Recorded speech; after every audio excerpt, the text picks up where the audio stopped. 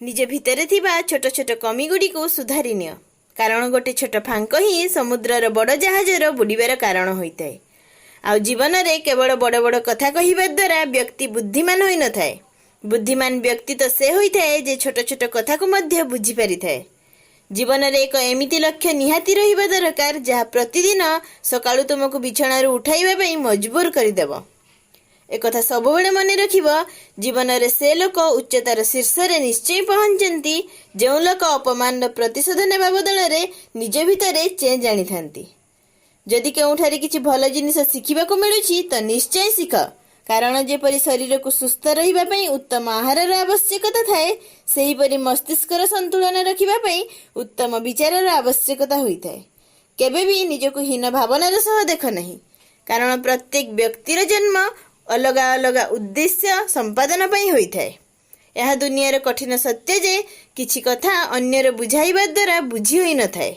एमिति कथा सबुबेले निज उपरे घटिबा द्वारा ही बुझी होइथाए। मने रख, कमजोर लोक निज अपमान प्रतिशोध लड़ी करी नहीं थांती।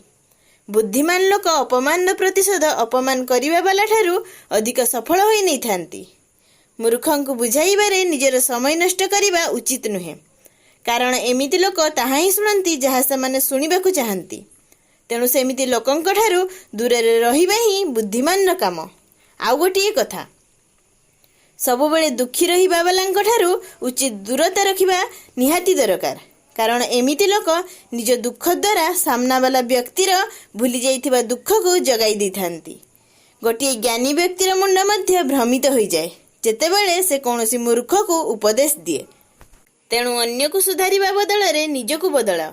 समय थिबा समय रे ही जदि मनुष्य निजको बदलाई निए तो जीवन ताकू बहुत किछि दिए। नहेले जेबे समय मनुष्य को बदलाए तो जीवन ताठारू बहुत किछि छड़ाई नहीं थाए। कौनसी व्यक्ति ठारे अधिक लगाव भी हानिकारक होई थाए कारण लगाव आशा को बढ़ाई थाए आउ आशा सबुबेले दुखर कारण होई थाए। तेणु कौनसी दुई कौडीर लोकंक पछरे दौड़िबा अपेक्षा निज स्वप्नर पछरे दौड़िबा लक्षे गुण भल।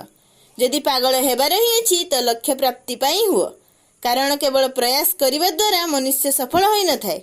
सफल हेबा पई मनुष्य को प्रयास सह जिद्दी भी हेबाकू पड़ी थाए। निज चरित्र को किछि एपरि तैयारी कर जे जदि के तिरस्कार भी करे तो आगरे थिबा व्यक्ति को विश्वास न हेउ। मने रख, जेतेबेले समय भल थाए सेतेबेले घृणा करुथिबा वाला भी भल पाइबाकू लागे। जेबे समय खराब थाए भल पाउथिबा लोक भी घृणा करिबा आरंभ करंती। ताकत और कमजोरी तो प्रत्येक व्यक्ति भितर थाए। माछ केबे जंगल रे दौड़ी पारे नहीं, सिंह केबे पानी रे राजा होई पारे नहीं। ए दुनिया रे प्रायतः जो लोक खराब होई थांती तांकर समय भल थाए आउ जो लोक भल होई थांती सेमानंकर समय खराब थाए। किंतु जेतेबेले एही समय दंड सुनाई थाए तो ना कोनोसी वकीलर दरकार पड़ी थाए एवं ना कोनोसी जजर। लंबा सूता और लंबा जीभ केवल समस्या ही जन्म दिए।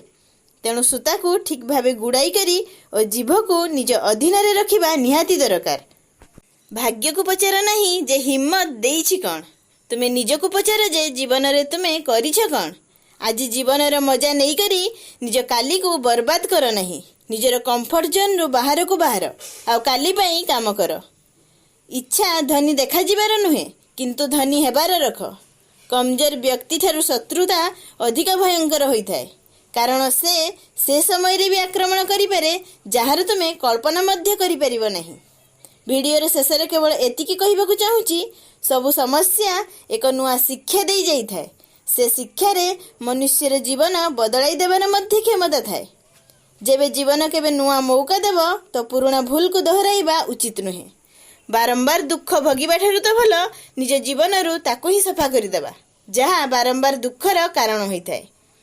बारंबार अन्य मानक कथारे ढली जाउथुवा व्यक्ति ठारू सबुबेले सावधान रहिबा दरकार। सेमानंकर चक्रव्यूह रे फसिबा परे मनीष व्यूह मध्य रे ही रही जाए, से केबे बाहर को आसी पारि न थाए। जदि एही वीडियो रे कुहा जाइथिबा कथा सह आपण सहमत अछंती तो आज ही चैनल टी को सब्सक्राइब करंतु और वीडियो टी को अधिक रु अधिक शेयर करंतु। मु आसीबी पुणी एही परि मोटिवेशनल वीडियो सह जहा आपणक जीवन रे भरि देबो सकारात्मक ऊर्जा। धन्यवाद।